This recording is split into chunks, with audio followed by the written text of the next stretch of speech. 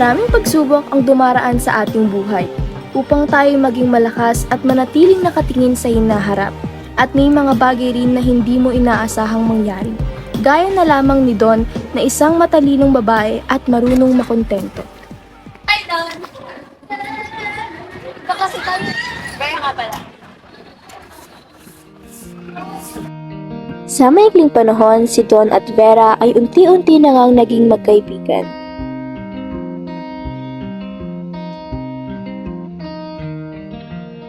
Kung may matatalino, meron ring mga bitsyesa.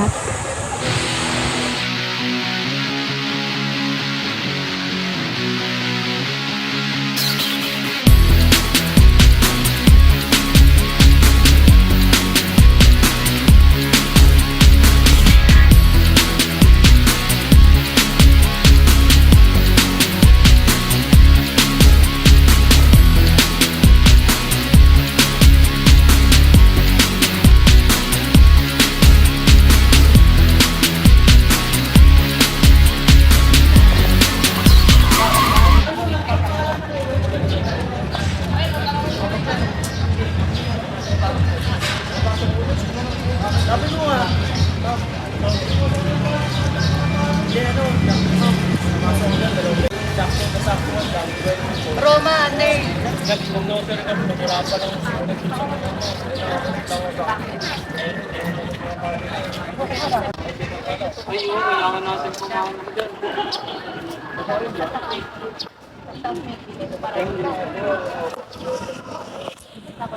Dara, tawag ka doon. Ha? Ikaw lang. Wow.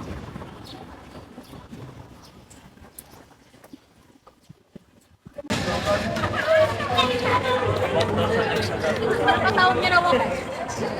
Bakit tingin ka ng tingin sa akin? Are you gossiping about us? Ano ka ba? As if naman pag-usapan nila tayo. Bakit? Malakas ka ba ng loob? Wala naman.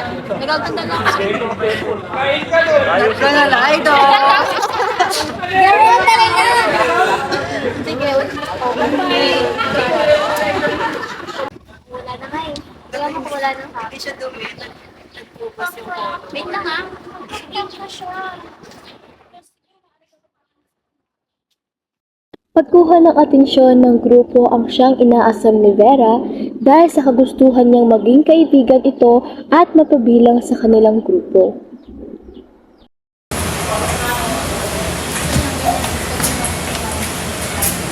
Sa nakalipas na araw, ang atensyon na siyang inaasam ni Vera ay kanya nang nakuha mula sa tatlo.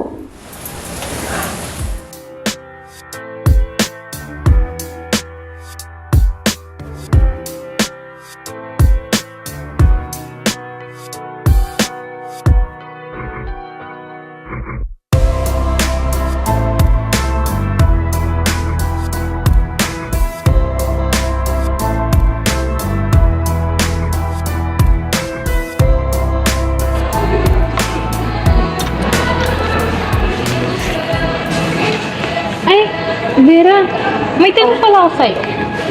Di ba kaibigan mo yung maiksing buhok na maputi? Oo.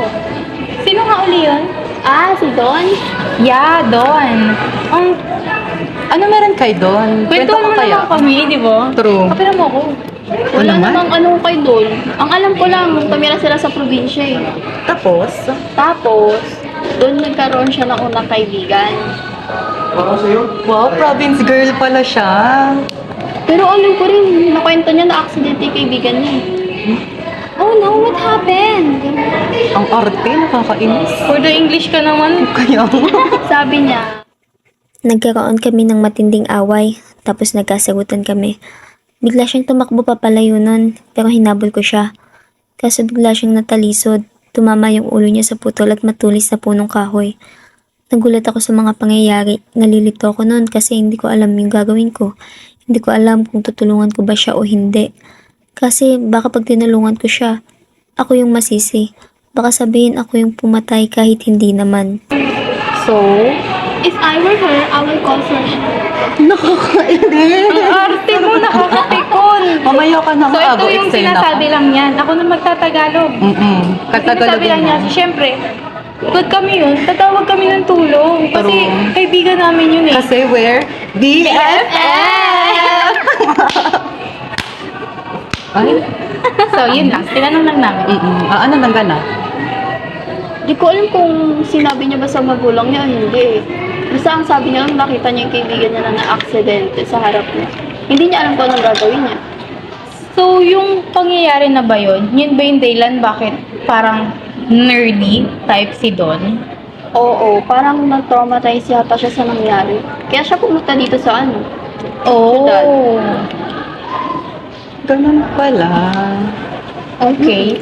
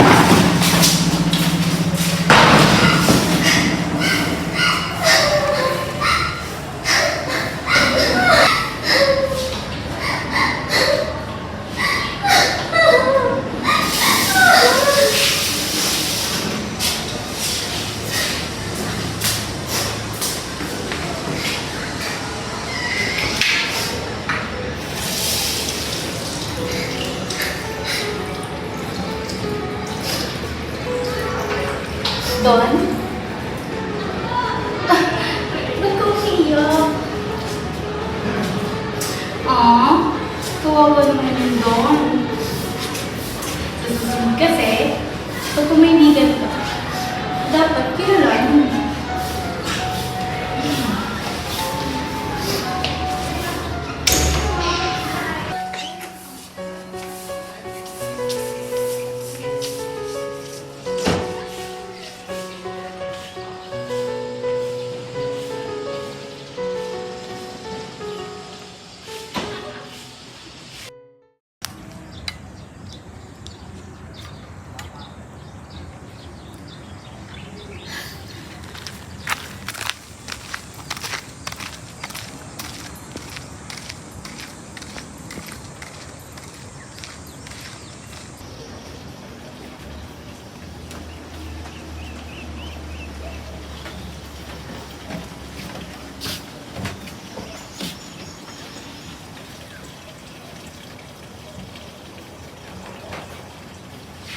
Tisay, kumusta ka na? Tisay? Tisay? Hisu?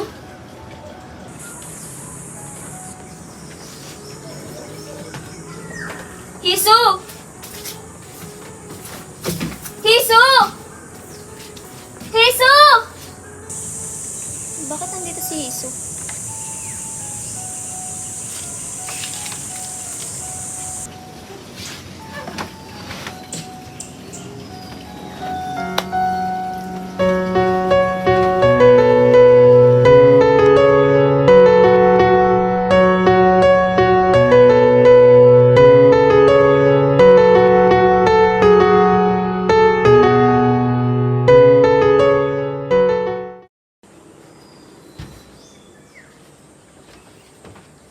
Nandito si Hisu?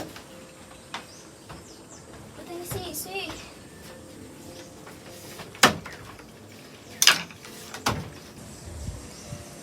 Hindi. Hindi ako yung pumatay kay Hisu eh. Hindi ako pumatay kay Hisu. Hindi ako yung pumatay kay Hisu!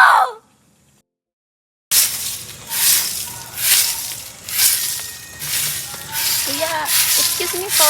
Kilala niyo po ba si Don? Sinong doon? Ay, wait. Ito po. Ito po. Si Tisay. Dito, pagpasok mo, makikita mo na agad siya dyan. Sige po. Salamat po. Sige po.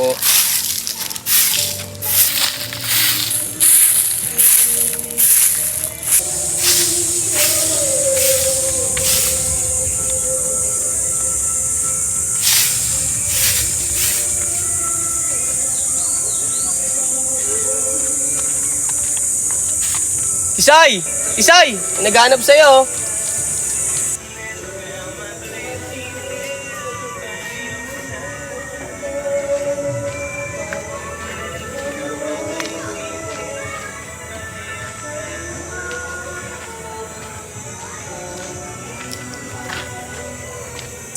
Don, pwede ba kitang makausap? Sige, tara pasok ka.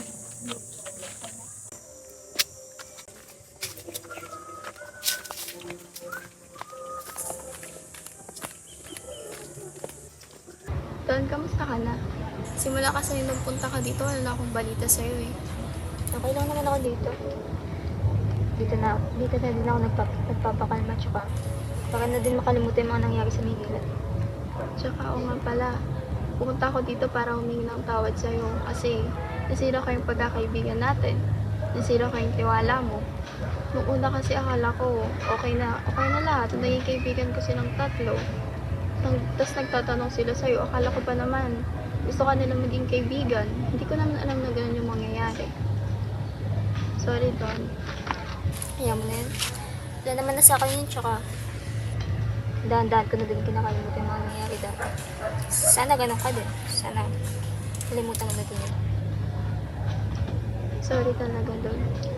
Sana mapatawad mo ako. Ayaw mo na yun. Okay na ako. May kiliti ako.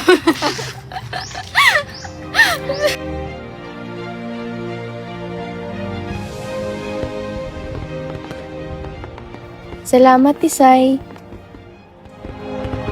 And I chose to let go.